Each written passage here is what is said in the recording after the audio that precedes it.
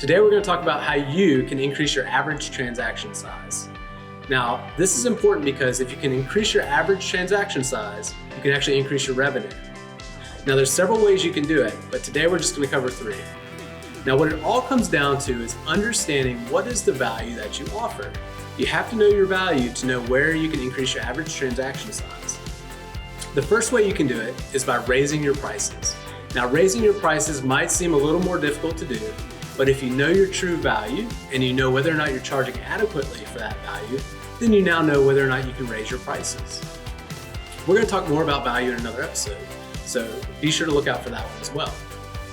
The other way you can do it is by adding more options. So let's take Starbucks, for example. Starbucks had the tall, the grande, the venti, and then they added the Trenta. So they had all these different sizes of coffee, but by adding a higher price point of coffee, they actually were able to increase their average transaction value. They didn't have to come up with a new product or add a new service. They simply just added a new size at a higher price point. 7-Eleven does the same thing.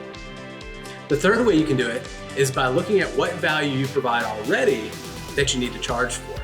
So there are a few things that you might be doing, whether it's reporting or some sort of service that you offer, or maybe you give away some product for free. These are things that you need to understand. What value does that have for your customer, and make sure you charge accordingly for it. So look at your business, look at different ways that you can either add to what you offer or increase the options, and maybe you need to raise your prices. All of these things can lead to increased average transaction values, which ultimately will lead to an increased revenue for your business.